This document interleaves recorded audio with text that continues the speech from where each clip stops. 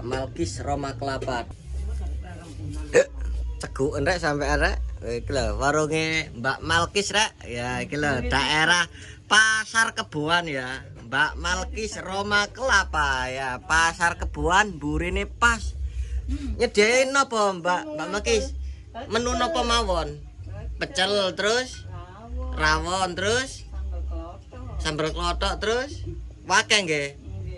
Ngeten niki buki jam pinten? Buka jam 1. Buka jam 1 sampai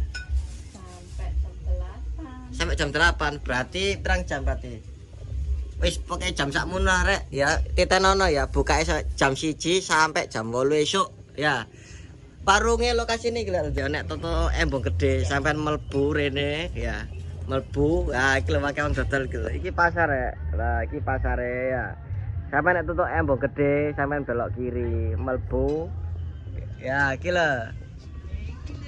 Oh iya, isik tenang ayo. Lah iki ya pasar mlebu ngidul. Jarak toko embong gede nang kene iki. Embong gede ya, embong gede tuk kono sampai kene. Nah, iki warunge iki lho. Warna ijo. Ya.